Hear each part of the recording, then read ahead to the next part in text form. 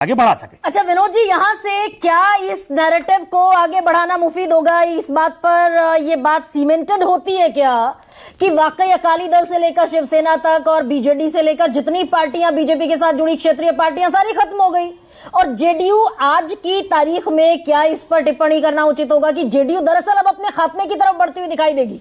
और मैंने सवाल भी जो रखा कि मार्गदर्शक मंडल में पहुंचा दिए जाएंगे नीतीश कुमार, बल्कि पहुंचा दिए गए।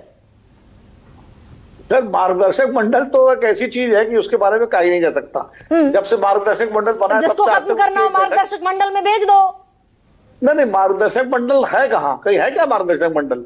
ये तो हम लोगों ने बना रखा है। कोई एक बैठक हुई मार्गदर्शक मंडल की? कोई चाय पर भी बैठे क्या मार्गदर्शक मंडल के नेता? तो मार्गदर्शक मंडल तो एक कह दिया गया मार्गदर्शक मंडल, वो तो छोड़िए। तो कॉइन की गई थी ना 2014 में भाई, जब सबको भेजा गया तो वो टर्म कॉइन की गई थी।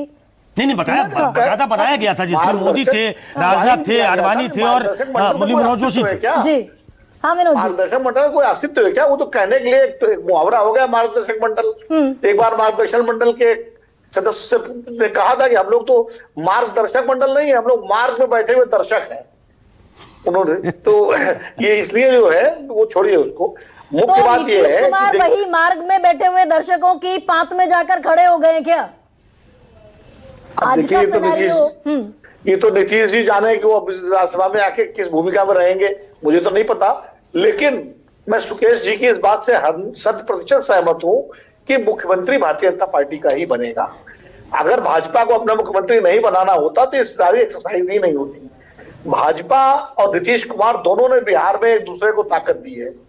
1995 के चुनाव में मात्र 6 सीटें जीती जनता पार्टी, जो उसके बाद नीतीश जी ने बीजेपी का दामन पकड़ा और उसके बाद बीजेपी नीतीश जी के जरिए बिहार में घुसी और नीतीश जी बिहार बीजेपी के कंधों पर बैठ करके मुख्यमंत्री बने और लगातार इतने वर्षों तक रहे। बीच में 2 अपवाद छोड़ दीजिए अगर। और नीतीश जी ने 2013 में एक प्रयोग किया, 2014 में एक प्रयोग किया था जब लोकसभा के चुनाव अकेले लड़े थे वो, लेकिन तब वो उनको बुरी तरह से उनकी असफलता उनके हाथ गई थी और फिर लालू जी के साथ गए। नीतीश जी के अंदर ये जो भी निश्चित रूप से जो लॉ जी कह रहे थे कि नीतीश जी बहुत ही बड़े कद्दावर नेता है, नीतीश जी के अंदर देश का प्रधानमंत्री बनने की सारे योग्यताएं, सारी संभावनाएं मौजूद थी और लोग उनको देखते भी थे देश के अगले प्रधानमंत्री के रूप में, खास करके गैर भाजपा गठबंधन की तरफ से। लेकिन नीतीश जी ने जो बार बार इधर से उधर पाला बदला, उससे उनकी वो यूएसपी खत्म हो गई। और भारतीय जनता पार्टी 2020 में ही चाहती थी कि अपना मुख्यमंत्री बनाए, लेकिन मजबूरी थी उनकी, इसलिए उन्होंने ऑपरेशन चिराग पासवान के जरिए जनता दल यू को पहले कमजोर किया और उसके बाद 2025 में तय हो गया था कि शुरू में तो बनाया जाएगा मुख्यमंत्री इनको, लेकिन 6 महीने साल भर के अंदर इनको बदला जाएगा। लेकिन विनोद जी, कुल मिलाकर over the years, in recent years, Nitish Kumar अपने सबसे कमजोर मुहाने पर आकर खड़े हो गए और बीजेपी दरअसल अपनी चाहत को कैरी फॉरवर्ड करने में कामयाब हो गई, ये कहा जा सकता है ना? निश्चित रूप से। और बीजेपी क्यों न करे भाई? यानी नीतीश कुमार अपने करियर के, अपने राजनीतिक जीवन के सबसे कमजोर मुहाने पर खड़े हैं आज की तारीख में। नहीं, अब वो विदाई बेला में हैं, अब एग्जिट रूट पर हैं वो नीतीश जी। हाँ। राज्यसभा में आने के बाद वो एल्डरमैन की भूमिका में रहेंगे और मुझे नहीं लगता कि केंद्र में मंत्री बनेंगे या बनेंगे, वो एल्डरमैन की भूमिका में रहेंगे। नहीं, नीतीश कुमार को थोड़ी ही चाहते होंगे कि भाई जिस बिहार को नीतीश का पर्याय माना जाता है और नीतीश को बिहार का पर्याय, नीतीश कुमार अपनी मर्जी से छोड़कर केंद्र की पॉलिटिक्स में चले जाएंगे, जहां दरअसल कुछ है भी नहीं बहुत खास पाने को। ये अपनी मर्जी तो नीतीश कुमार की नहीं हो सकती। नहीं, केंद्र में नीतीश जी के लिए कोई भूमिका नहीं है जो नीतीश जी के कद के मुताबिक हो। अगर वो उपराष्ट्रपति का मौका था उस वक्त वो आ सकते थे तो उपराष्ट्रपति बन जाते तो भी समझ में आता। अभी तो ऐसी स्थिति है कि नीतीश जी को के तमाम जो केंद्रीय मंत्री कैबिनेट में है उनका कद नीतीश जी से बहुत कमजोर है, कम है। लेकिन इसलिए नीतीश जी वो उनके साथ बैठेंगे कि नहीं बैठेंगे पता नहीं, नीतीश जी जाने। लेकिन नीतीश जी की उतनी भूमिका महत्वपूर्ण नहीं रह गई। एक बड़ा सपना जो नीतीश जी का था, जो वो पूरा नहीं कर पाए अपने 20 साल के कैरियर में, बिहार को विशेष राज्य का दर्जा दिलाना, वो नहीं दिला पाए। जबकि लगातार एनडीए के साथ वो अटल जी के समय भी रहे और इधर मोदी जी के साथ भी रहे। नहीं सर, इस पर जवाब दीजिए ना सर, इस पर थोड़ी क्लैरिटी दीजिए, फिर शिवम त्यागी उस पर और ज्यादा उसको क्लियर कर देंगे। ये नीतीश कुमार का अपना डिसीजन, अपना निर्णय, अपना फैसला हो सकता है क्या? ये हो सकता है नीतीश जी का फैसला हो, लेकिन ये मजबूरी का फैसला है।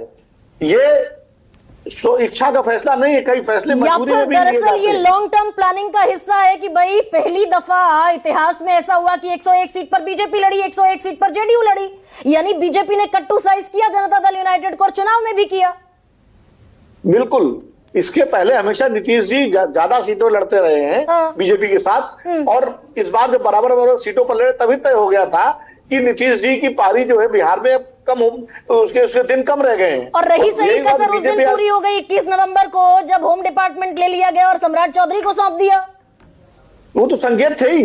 देखिए, होम डिपार्टमेंट लेना, और आप ये देखिए कि 90 सीटें जब बीजेपी की आई तो बीजेपी सिंगल लार्जेस्ट पार्टी पहली बार बनी बिहार विधानसभा में, तो निश्चित रूप से तय था पहले से ही कि बीजेपी अपनी सरकार बनाएगी, और बनानी भी चाहिए। क्यों नहीं बनाएगी कोई राष्ट्रीय पार्टी? कब तक एक क्षेत्रीय नेता को वो ढोएगी? उनके कार्यकर्ता है, वो पैन बिहार की पार्टी बनना चाहती है, वो बिहार उत्तर भारत का राज्य है, वहां अपना मुख्यमंत्री बनाना चाहेगी। नहीं तो अपना मुख्यमंत्री क्लेम कर देते सर, अपना मुख्यमंत्री क्लेम कर चुनाव लड़ते।